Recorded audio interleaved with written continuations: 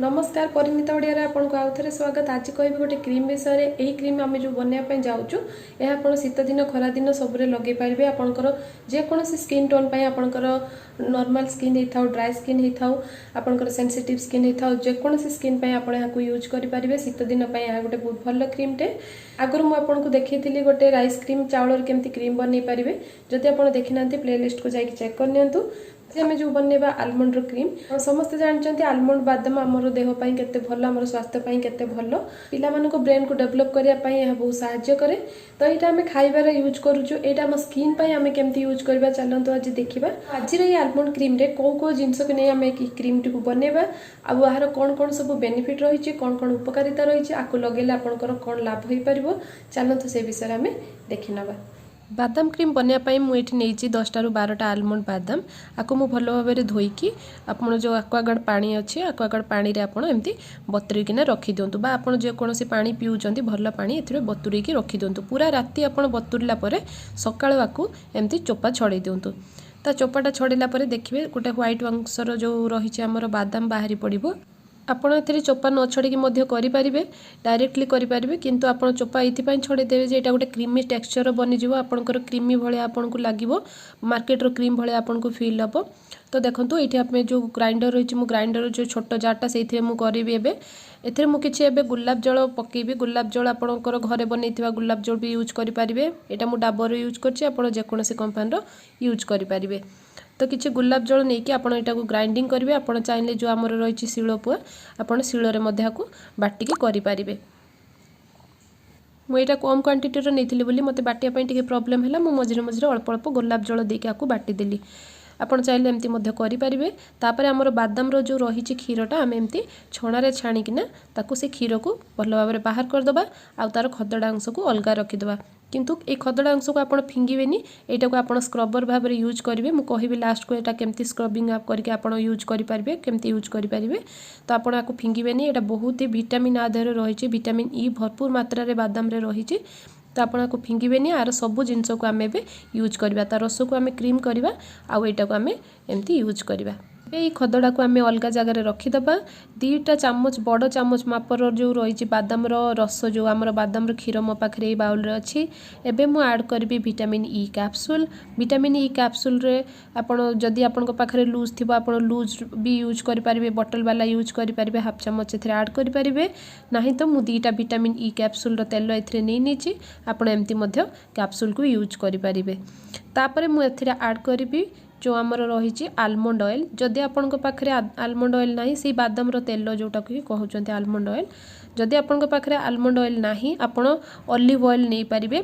आपड़ चाहिए coconut oil आमर जो नड़िया तेल प्योर नड़िया तेल जोटा आम खाइबार यूज करा भी नहीं पारे। देखो मुझे ग्लिसरीन नेली 5 ରୁ 6 बुंदा मु ग्लिसरीन नहीं जदि आपंकर ऑयली स्किन होता है आप 5-6 बुंदा नियंतु।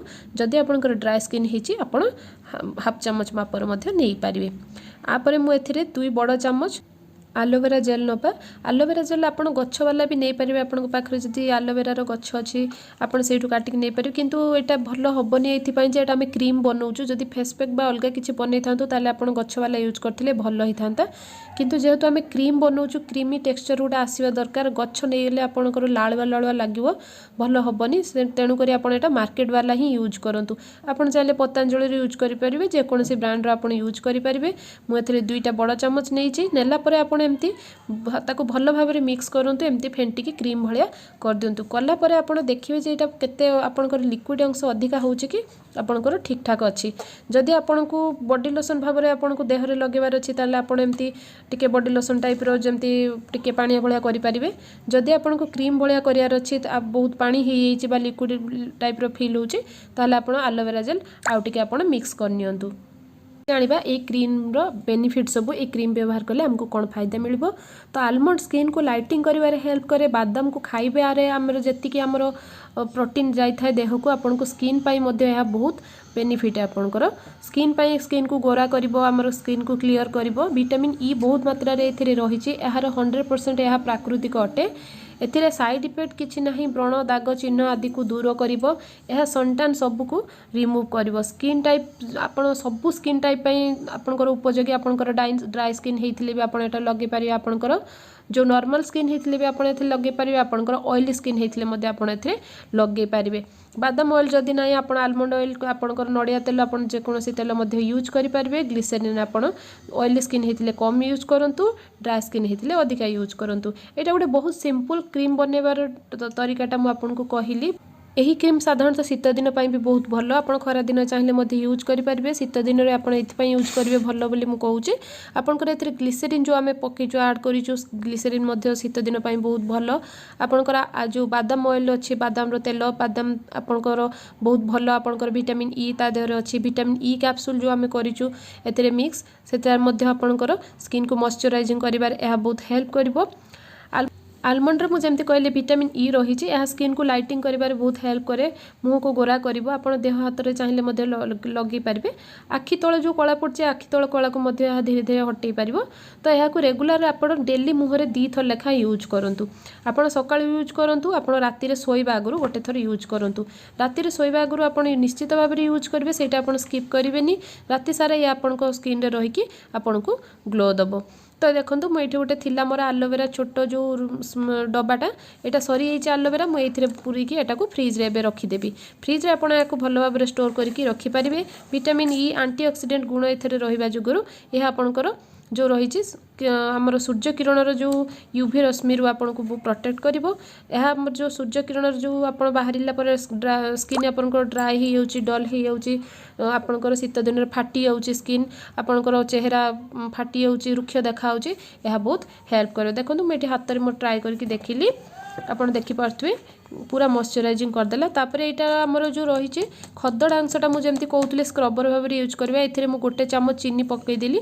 चीनी गोटे चामच आड कलापर आपड़ लेंबू गोटे फाड़ आड करदे यही लेंबू आपड़ स्क्रबिंग करेंगे चाहिए मुहर करेंगे चाहिए हाथ में करेंगे चाहिए देहरे जेकोसी अंगरे आप करेंगे हाथ गोड़ जो भी चाहिए आप करेंगे बहुत लोकंर बेक कला पड़ी था कला पट्टी भाया पड़ता है से गुड़े आप करेंगे आंगुलीर जो रही आमर जॉइंट सबू ए सबुरे आपको यूज करेंगे एमती हाथ में आप हल्का हल्का भाव में एमती मसाज करके स्क्रबिंग करेंगे देखो मुझे हाथ में आपको करके देखीदेली जदि आप चाहिए एमती लेंबू रे आपन से जो रही आमर पेस्ट आप बनइले जो स्क्रबरटा से लेंबू देकी लेंबू साहाय्य आप घसी पारे तापर 10 ରୁ 15 मिनिट रखिए आपको धोई नियंतु तो आप जानले ये क्रीम को आप केमती बनई पारे मार्केट रे यही जो आलमंड क्रीम रही बहुत टंकार बिक्री होची मिनिमम आपंकर 200 ରୁ 300 टंका भितर बिक्री होची आपन एटा घरे बनईकी आप निजे यूज करेंगे एटा 100% आपंकर ओरिजिनल